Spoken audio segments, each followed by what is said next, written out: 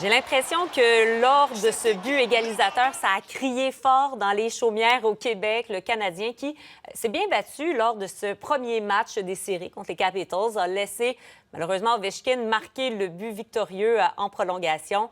J'en parle avec Jean-Nicolas Blanchet, chroniqueur, directeur des sports pour le journal. Bonjour Jean-Nicolas.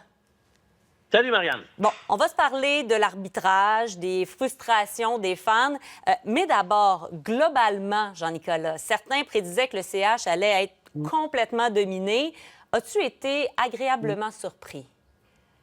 Non, pas du tout. Je trouve que le Canadien a été dominé, a été frappé. Les chances de marquer de qualité, je pense que c'est 12 pour le Canadien, 23 pour les Capitals. Ça a été très difficile. Puis ça a viré de bord quand le Canadien s'est mis pas à essayer de frapper tout le monde aussi, à essayer de commencer à se faire des passes à la palette, à commencer à être plus intelligent que la rondelle, puis à commencer à jouer au hockey.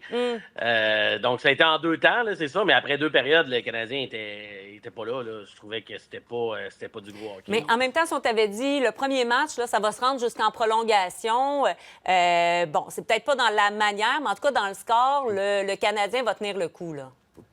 Ben, tu sais, depuis la confrontation des 4 nations, les Capitals et les Canadiens, c'est pas mal nez à nez, là. Le Canadien nous a démontré qu'il était capable de jouer des gros matchs. Je sais que dans les derniers matchs, c'est plus difficile, mais je m'attends pas à ce que les Capitals écrasent les Canadiens, là. Les Capitals, c'est une saison surprise. Ils ont sorti l'an passé, ils ont perdu en 4 matchs en première ronde. C'est une très bonne équipe, là, mais le Canadien a démontré qu'il était capable de jouer contre des équipes comme ça. Mais c'est sûr que là, le rouleau compresseur est arrivé. Puis, tu sais, les Capitals ont fait 42 mises en échec. Ils n'ont pas fait ça une fois cette année, là, tu sais.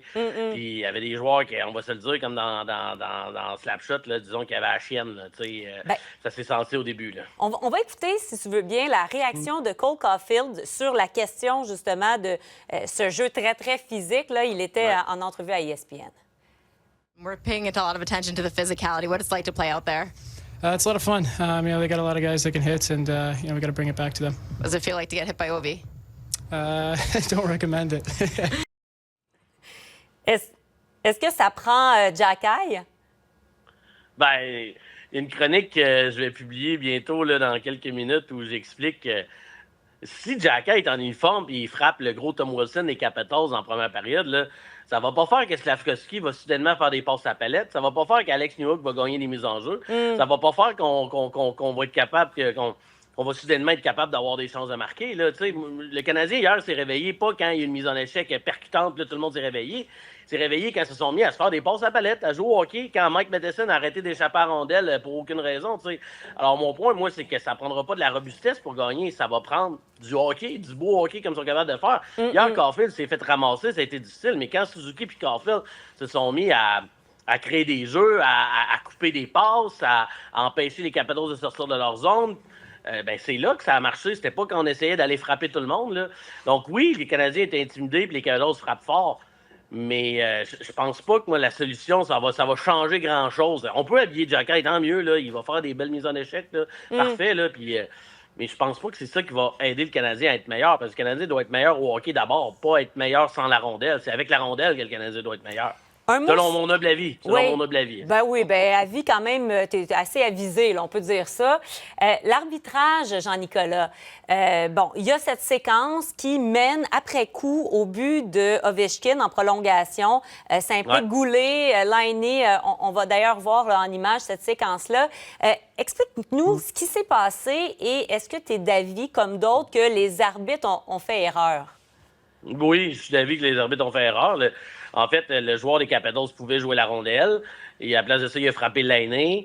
On voit la séquence. Là, la rondelle va arriver va arriver là. Le défenseur aurait pu jouer la rondelle, mais il n'a pas joué la rondelle. Il a joué le joueur adverse. Il a joué Laine.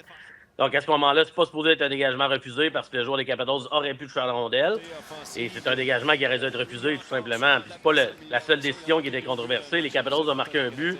Après un succès, Marianne, quand tout le monde s'est mis à s'approcher en face pour le fun, là, à un moment donné, ils ont sorti 2 joueurs du Canadien. Oui.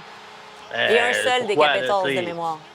Ben oui, c'est ça. Puis après ça, Gallagher reçoit un double échec d'en face. Lane Lawson reçoit un coup de poing d'en face. Puis Là, il n'y a pas de punition, tu sais. Donc, j'ai trouvé ça moyen, mais tu sais, honnêtement, moi, là, avec les arbitres, tu sais, je veux dire, ce coup-là, c'est comme ça. Le prochain coup, ça va être autre chose, tu sais. Puis, je pense que si le Canadien a quand même été mangé, là, tu sais, quand l'autre équipe a 2 fois plus de chances de marquer que toi, t'es pas supposé te dire, hey, les maudits arbitres, ils nous ont coûté le match, là, à mon avis.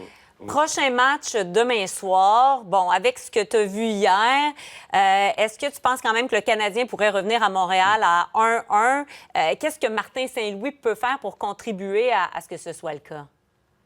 Ben moi, j'aurais dit, après 2 périodes hier, j'aurais dit non. Là, on regarde le tableau d'où les chances venaient. Là, c'est tout rouge en avant du but des Canadiens, comme si tout le monde pouvait pogner à varicelle dans ce coin-là. Là, mais après la 3e, on s'est dit, ben là, voyons, c'est quoi qui s'est passé? Ils sont capables de jouer, ils sont capables de le faire. Puis le problème, ça a été aussi que les joueurs de soutien là, qu'on aime bien, là, Jake Evans, Josh Anderson, il n'y a pas un seul tir au but. Là. Josh Anderson, il rentrait dans tout le monde, il frappait tout le monde, mais il n'y a pas un tir au but. Ça ne peut pas juste être le trio à Suzuki qui marque tous les buts. Pendant ce temps-là, on envoie les autres, c'est comme des clowns de rodéo en attendant que le premier trio se relaxe. Ça va prendre la part de tout le monde. Puis si on est capable d'avoir un peu d'offensive de la part des trios 2, 3, 4, ben, c'est ça, je pense qu'on peut y croire, là, tout à fait. Là. Sinon, notre chien est mort, ça, c'est sûr.